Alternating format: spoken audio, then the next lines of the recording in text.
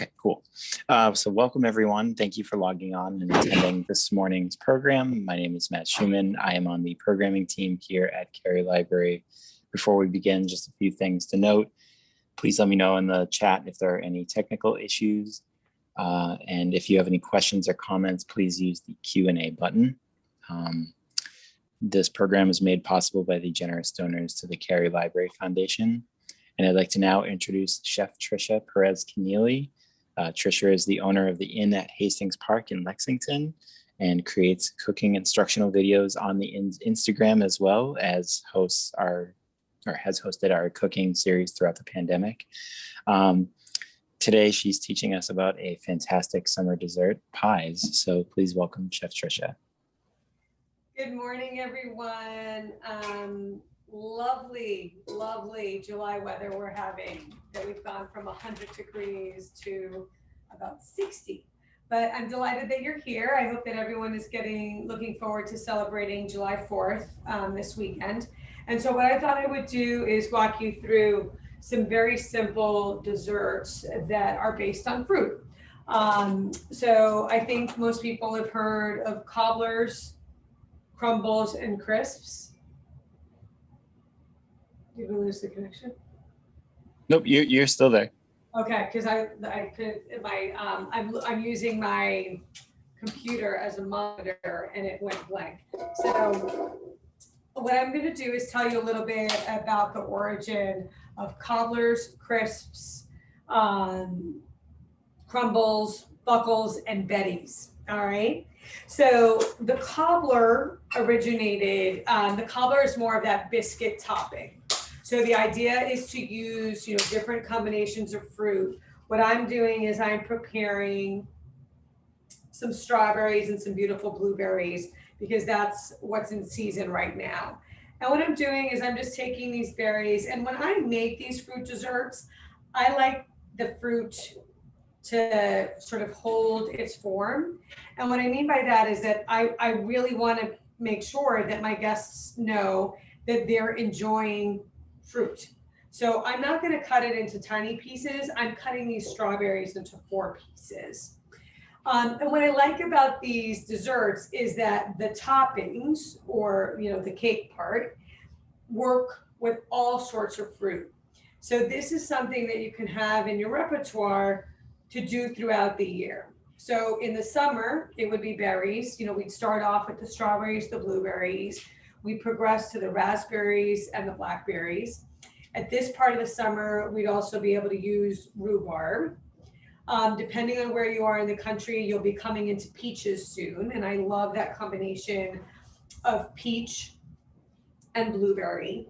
And usually what we're aiming to have is about 3 cups of fruit when we do these recipes. What I'm going to do today is I have 3 different size, like individual sized vessels that I'm going to use for these desserts. So this is a skillet, this is another type of skillet, and these are just 3 miniature skillet type pans that we use to serve things in our restaurant. Under here, I also have, I think it's an Emile Henry, or this one's Le Creuset.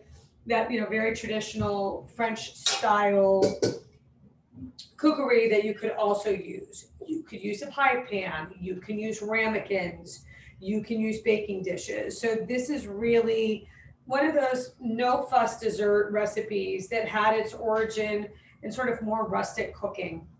So the difference between a cobbler is usually more of a biscuit like a thick cake batter, and you pour it over the top of the fruit and you bake it. The crumble is usually like a streusel-like topping that's a combination of butter and sugar, a little bit of flour. What makes something a crisp is that we add, and there could also be a little bit of nuts if you wanted in the what's interesting is I'm looking at my notes down here. The difference between the crumble and the crisp is supposed to be the addition of oatmeal, but that is kind of blended. The crumble and the crisp kind of originated in England, and now you kind of see crisp and crumble used interchangeably. But really, in the crisp, you would be, that would be the addition of the oats. So the other thing that I mentioned was a buckle. And what a buckle is, that's when we take the fruit and we actually mix it, like mix the batter of the cake through. I'm not really gonna do a buckle today, but I have demonstrated on one of these, I demonstrated my spoon cake.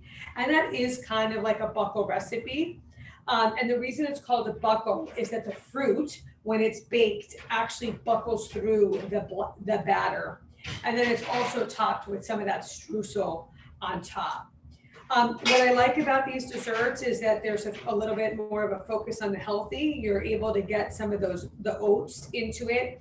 If you wanted to replicate, measure for measure, the flour, the all-purpose flour that's called for, you could use an almond flour, any of the nut-based flours, which also makes it a really good option if you have people that you're cooking for that have any sort of gluten sensitivities. I'm just gonna put this over here. So what I've done is I've cut up my fruit. I have my berries and my strawberries, which are a great thing for us to do for July 4th, kind of keeping with the holiday.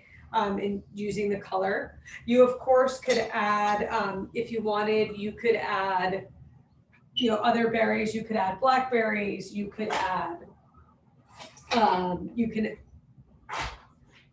add the raspberries as they come in.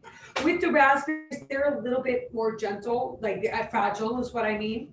Also too, it's a very limited season, but you also later in the season could do cherries, which I absolutely love. What I'm doing is I'm squeezing a little bit of lemon over the fruit. And what I'm going to do is, for the purposes of this demonstration, I'm going to prepare this fruit. I'm squeezing the juice of one lemon over the fruit, and then I'm going to sprinkle it with a little bit of sugar.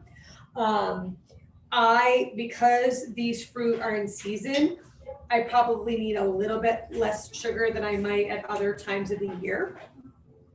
The other thing that is important to note is that you also can do these desserts with frozen fruit. There's some really good quality frozen fruit products. And what people often don't realize is that frozen fruit is actually incredibly nutritious, because now the techniques that we have for flash freezing those products have gotten to a point that those fruits are being harvested and frozen at the most optimum time of their, like when they're harvested, right? Because if you think about it, we're really lucky right now. If you go to the local farms here, people are harvesting their fruit right now. So the fruit is really, really sweet. But the reality is that that's not always the case if we're buying strawberries throughout, when it's not our local season. And sometimes it is a better option to go, especially if you're using it for dessert, to be able to, to use that frozen product. What I'm doing is I'm adding a tablespoon of cornstarch to this. There also is a product called clear gel that can be used to thicken up the fruit a little bit. The reason you're doing that is that you want there to be a little bit of thickness to the fruit mixture when you're making your dessert. I'm gonna bring this closer to you, Connor, so you can see. So as you can see, the lemon is, adding a little bit of brightness, and I've just stirred it all up. And you can even see that the juices that are releasing, that combination of the fruit juice and the lemon, is a little bit thicker. All right. So now what I'm going to do is I'm going to walk us through making our 3 examples of the batter. So the first one that I'm going to start with is the cobbler. And as I said, the cobbler is the biscuity one of the bunch. And what I'm going to do is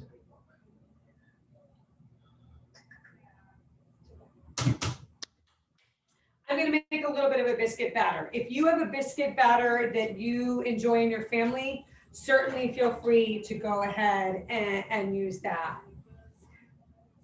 So it's about 1.5 cups of flour, but what I'm gonna do is I will put together these recipes and get those to everyone when we're done cooking today. So I'm measuring out my dry ingredients.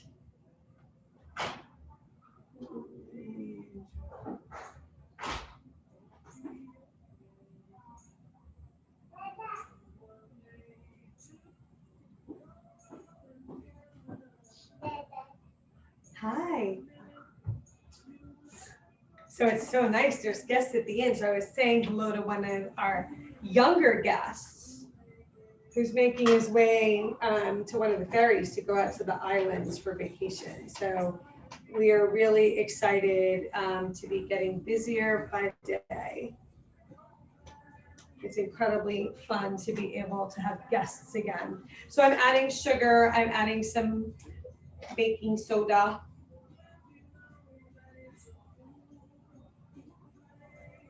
And this one will call for a little baking soda as well as a little bit of baking powder. And what the two of them do together is they act as the leavening agent so that the biscuits will rise a little bit. And again, as I said, if you want to mix it up and use different flours, you certainly can. I've been actually more recently baking with a little bit of, or a lot of it, the King Arthur measure for measure flour, because we're trying to be a little bit more careful about the level of gluten that we are eating in the Kennealy household. So what I'm looking for is this butter is cold, because this is a little bit like when you make a pie crust. You don't want to overwork that butter, and you sort of get the best results when the butter is cold. So some people, what people really like about some of these recipes is that you kind of get that the dough, the crust part of having a pie without all of the work of actually making a pie crust. So I'm just using my knife and I'm cutting this into smaller pieces to make it a little bit easier for me to incorporate the milk.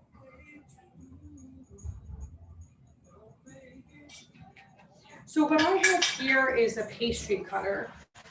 When I was younger and I was taught how to make a pie crust, the person who taught me how to do it, she actually would literally use 2 knives to cut the pastry. And what you would do if you were using 2 knives, and I can demonstrate that, is you basically, I like using the pastry cutter because it just helps it go a little faster. But if I were just going to use knives, I literally would be coming through and doing that cutting motion through the butter and cutting the butter into small pieces. And the idea is with this is that you want to get the mixture, and I'm going to continue with my pastry cutter, to resemble almost like peas, like floury peas. So let me just do that for a few minutes.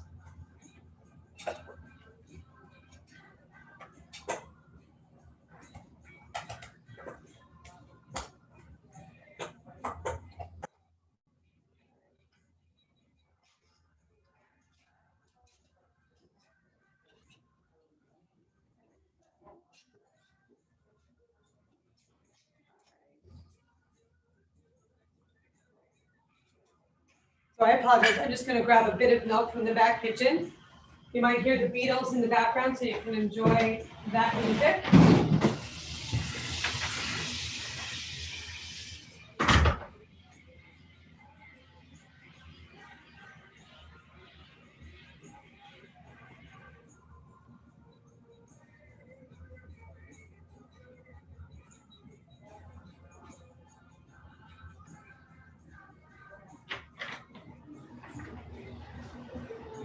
I'm back, sorry about that.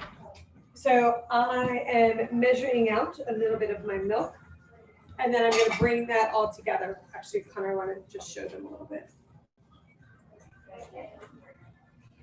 So this is what I mean when I say like horse peas. So see, it's like little pieces of butter, and it's okay. I don't need all of this to be incorporated, because when the butter melts, it actually imparts part of that flavor, like having those chunks of butter in it.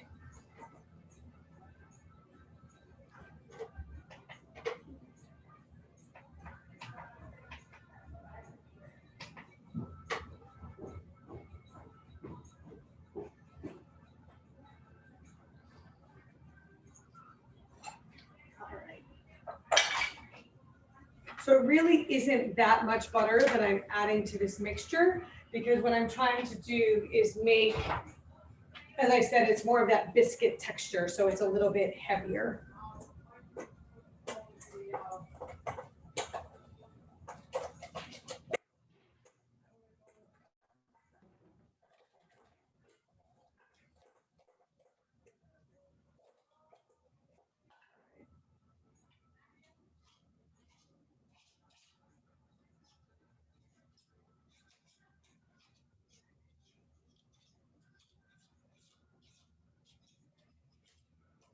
So the one thing about the pastry cutter is that it does get a little bit messy inside, but I'm using my knife to kind of scrape that down a little bit.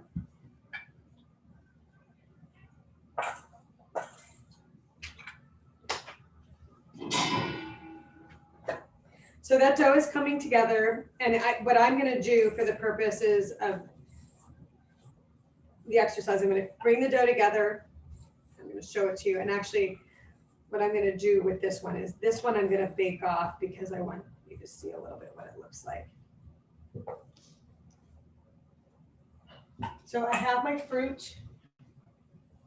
And what I'm going to do is, as I want to make sure that I have enough, I'm making 6 little versions of this.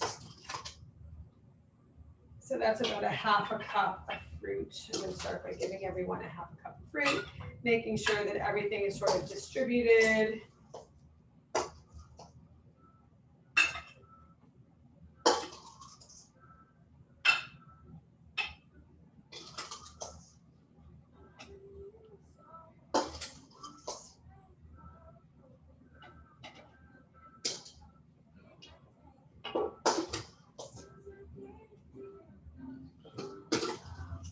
And I think that when people have seen me do my demonstrations before, I love kind of using measuring cups and scoops and things like that to make sure that everything is being distributed evenly.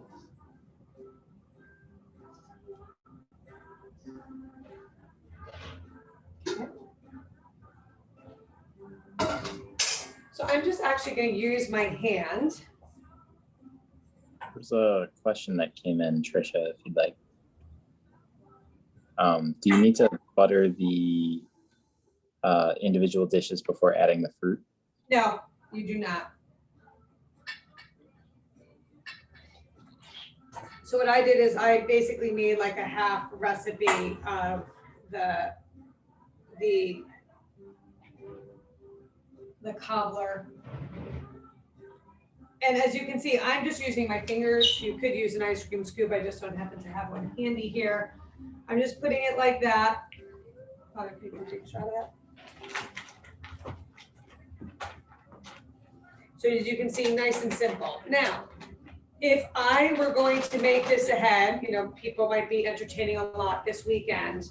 What I might do is cut up the fruit, mix it with a little bit of the lemon. You can sort of store it in a cup. And right before I'm baking, I would assemble it all. And then as you sit down for dinner, you can put this in the oven and have it be waiting so that you have a nice warm dessert to serve when you are done. Now, I'm going to proceed over to the crisps, and the crisp and the crumble. And as I said, the difference between the recipes is the addition of that oatmeal. So the primary, I kind of think of it as, you know, you usually would have like the flour, you would have a nut, you could have some cinnamon, you can have some nutmeg. And there are a lot of variations of this recipe. What's really nice about the topping is that it works really well in the fruit. And also these desserts are things that if you have them and you have them left over, then you can actually serve them the next morning. You could put them on top of oatmeal. You can put them with yogurt. So they kind of extend what you can do with it. So what I'm going to do is I'm going to take some more butter, and I'm going to kind of go through the same procedure with my ingredients. So I'm using about a stick and this will probably be about 12 tablespoons of butter is a stick and a half.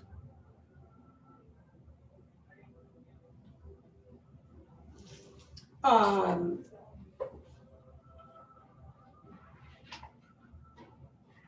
I'm just gonna measure that out. And what I'm gonna do is I'm gonna make the base for the crumble, and then I'm gonna add in the oats, and that will turn it into my crisp. Does that make sense? So I have my butter, and I'm just kind of cutting this into smaller pieces. I'm actually gonna use almonds as my nut, but you can use walnuts, you can use pecans. And obviously, obviously the nuts add some of that crispness. So if you have somebody that has a nut allergy and you didn't want to add the nut, then I would probably recommend going down the crisp route instead of the crumble route, because that oat will give you that texture. And there are a lot of gluten-free oat products out there. I tend to use Bob's Red Mill. So I really like that product. So just cut those up a little bit. Okay, I'm gonna use brown sugar. Some people might traditionally use, white sugar, but I kind of like the caramelization that the brown sugar adds to it. And I'm just gonna kind of crumble that over there. I've never tried it, but as I'm looking, I'm like crumbling this with my hands, I'm realizing too, it could be really interesting. There are a lot of, we're lucky to live in New England, and you sometimes can get maple sugar, that the maple sugar might be a really nice addition to it too. Here's my flour.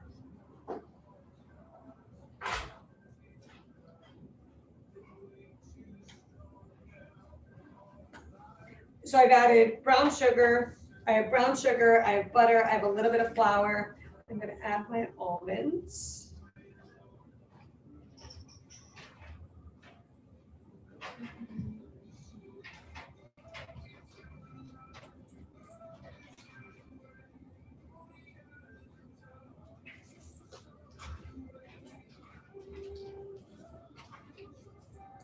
All right, and now I'm actually gonna come in with my pastry cutter and mix this all up. And really what we're making is sort of a streusel, like we're making that topping.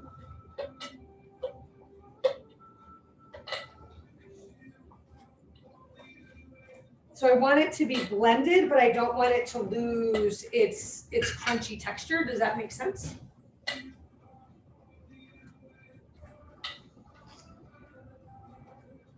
So I use some sliver almonds, but you could, if you were going to put like walnuts or pecans, I would recommend using the chopped variety.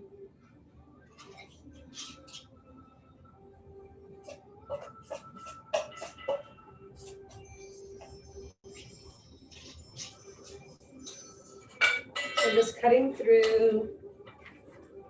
What I'm really looking for is for that brown sugar and the butter to be blended.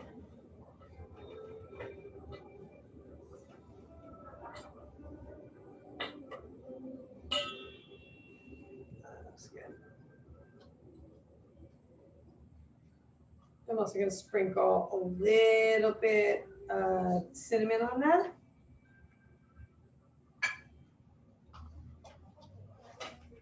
It's important to know that I think growing up, we are kind of used to buying, we were used to buying some of our herbs and spices. We're used to buying some of that, at the grocery store. And there's so many different options for cinnamon now. Like if you go somewhere like Penzeys, you can get cinnamon from different parts of the world. And I do encourage you, if you enjoy cinnamon, to try some of them, because they really, like the Vietnamese cinnamon is so fiery, and it's actually really good nutritionally. Like it's, there's a lot of cultures that, try to have cinnamon almost on a daily basis because of its medicinal purposes. So what I've done is I've added some cinnamon, I've added some nutmeg. I'm gonna give that another little bit of a stir.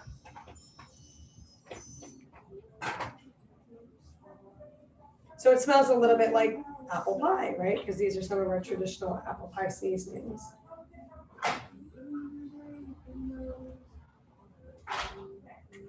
All right, so I'm gonna just, little topping. And since these are the ones that don't have like the oat in it, I'm actually gonna top it with a little bit of slivered almonds on the top. And now what I'm gonna do to this mixture is I actually am going to add oats to it now. And as I said, what that's gonna do is it's gonna make this mixture a little bit more crunchy than the other one. So I was kind of playing around with this, and if you wanted, there's some people who really get into sort of the food styling. If you wanted to do, something and have like something for the holidays, you could do red, white, and blue, and you could have it just broken out like that, or you could just mix it up all together. So this mixture that I'm putting on has like the crisp, the butter.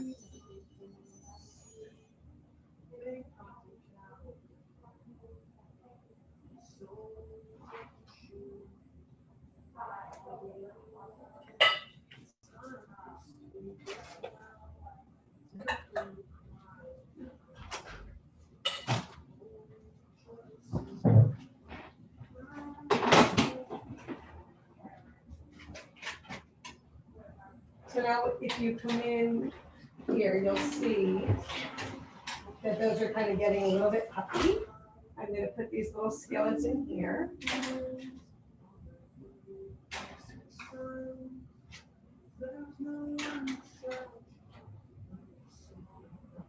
And we will let those continue baking off. So those are 3 very, very easy desserts. Now, if you wanted to,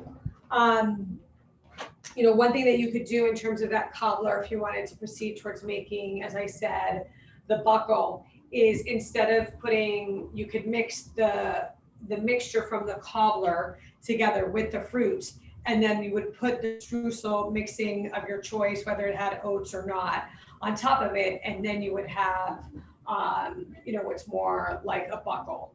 And so those are some of these examples. So those were 3 of the recipes that I would recommend. What I'm going to do as soon as we're finished today, I'm going to pull those recipes together, and Matt will send those out so that if people want to try them over the weekend, they'd certainly be able to do that. And again, like what I'll do is I'll also make some suggestions of some great fruit combinations. So as I said, all of the mixed berries kind of work together. Strawberry and rhubarb are a great combination. I love making this with cherries a little later on in the summer, peach and raspberry. And some people had seen me demonstrate, I think earlier last summer, I'd done a peach and a corn. I'd done a peach and a corn spoon bread. And actually, I think people don't realize that when corn is harvested, the day that it's harvested, it's at its maximum sugar. And we're really lucky because here at Wilson's, they do harvest later in the season, they'll be harvesting their own corn. And what's being sold is what's being harvested that morning. If you have the opportunity to do it, what I would recommend, no, come on in, you're fine. I'm just waving a guest in to have them have a seat. And I apologize, we'll move that out of here momentarily. So if you buy the corn the day that it's harvested, I would encourage you to try it raw, and you'll be surprised at how sweet it is. And so what I tell people at that time of the year, it's a great ingredient for people to use in making desserts.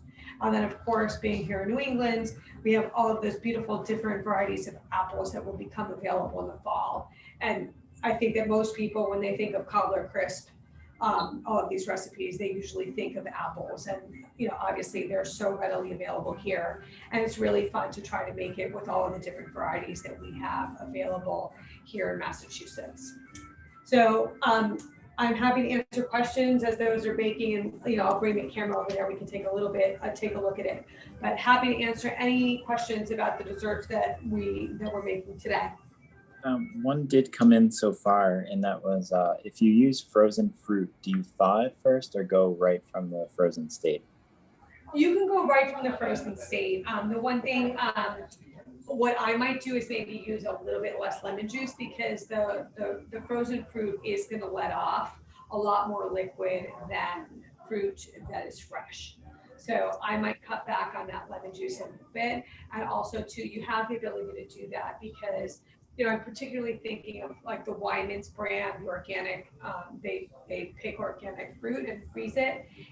It's sweet, it's naturally sweet. And obviously you want to make sure that the frozen fruit that you're buying, that it doesn't have any additional sugar added to it. But it's something that you may want to play with in terms of just figuring out the proportions. And most of these recipes call for about 3 cups of fruit. It's usually about 3 cups of fruit. And those 3 cups of fruit, will usually be enough. I just tend to serve smaller dessert portions, so I can usually get 8 to 10 servings out of it. Obviously one way to make sure that you're like really watching that portion control is to portion out the dessert ahead of time, right? And do something like I did and use individual serving dishes to do it. But frozen fruit is a great, great option. My thing too, I think people have heard me talk about it too. I talk about eating the plate, like making sure you have the rainbow on your plate. But the other thing that's really, because then you ensure that you have all the nutrients that you need. But the other thing is that it is kind of important to eat according to the season, because that fruit is at its peak and it's coming to us from closer. To me, it doesn't make sense to buy an apple that's being shipped to us from, the southern hemisphere. So I try to make sure that when I make fruit-based desserts, that they're tied into the harvest. That's it for questions so far, but feel free to add some more in the Q&A if anybody has any. So as you can tell, it's getting busier here at the inn. Normally when I've been doing these classes, it's been a little bit quieter here in our living room, but people have been coming in and out this morning eating breakfast. We are working on, I know that a lot of people have been asking when the inn is going to be reintroducing breakfast to the public. We're going to start reintroducing hot breakfast for our inn guests, and actually tomorrow on July 4th. We're doing a special breakfast for inn guests, but then we're hoping to roll that back out to the public by mid to late August. Our restaurant is open for lunch and dinner Wednesday through Sunday. It's brunch on Saturday and Sunday. And we also have some really beautiful farm and vine dinners coming up. The first one is actually next week on July 8th. The cost of the dinner is $95, and it's a 4-course meal that's accompanied, we call it Farm and Vine. So the farm that we're featuring on the 8th is Cobbler Farm. The wine is a beautiful wine called Storica that's actually from Armenia. The chef has designed a beautiful, beautiful meal that really focuses on the bounty of Cobbler in terms of the livestock. So they raise pigs and chickens, they have beautiful eggs. So the menu is really focused on those things. This is not the meal to come to if you're vegetarian, because we really don't. It's a set menu, so we don't substitute out.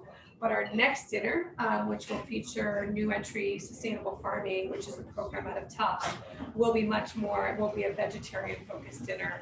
And then in September, our final dinner will be with our friends at Wilson Farm. So we're going to come take a walk. Connor's going to come with me, and we're going to take a peek at how we're doing here with our desserts. And because these were sort of done in a little bit of the more miniature version, you're going to be able to see, let me grab mine.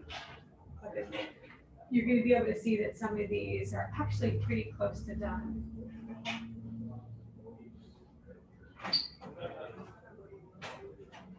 So you can see that is our cobbler, and this is our crisp because it has the oats in it, and this is our crumble because it doesn't have the oats in it. I'm going to put these back in because I do need another minute. So the one final thing that I would add is that in terms of serving these desserts, you have 2 options. You can make a beautiful whipped cream, lightly sweetened with a little bit of powdered sugar and vanilla. You can make homemade whipped cream, or else buy a really high quality product in the store. I know at this time of year, different people, some of the different farm stands actually make whipped cream and sell it. The other thing that you can do is you can buy a really high quality vanilla ice cream. We're so lucky to have some great ice cream, both frozen custard and ice cream, both at Abbott's and Rangatori's, but also there's some incredible ice cream options here in Massachusetts. Someone once told me, and I think it's so funny, that New Englanders eat more ice cream per capita than any other region in the world. which I always thought is so funny for a region of the world that actually can be pretty cold. But as we saw this week, it also can be blazing hot. So I guess we get the best of both worlds and we get to enjoy our ice cream whenever we want. So that's my demonstration for today. If there aren't any other questions, I wish you all a very, very happy July 4th. And I ask that you continue to go out and support your local restaurants, not just us, but all of the restaurants that are here in Lexington. We're so excited to be reopened, but it's important that people remember that most of us were closed or were operating way below capacity for the course of the last 16 months. So anything, you're fine. So anything, you're fine, Stella. Okay. So anything that you can do to support your local restaurateurs and your local businesses would be gratefully appreciated. Are there any other questions?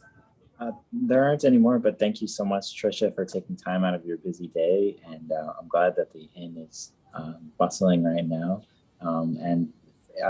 This program was recorded and will be on the library's YouTube page, and we will send out the recipes once that recording is up.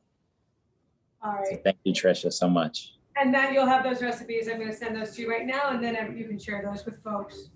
Great. They can enjoy over the weekend. All right. Thank you so much. My pleasure.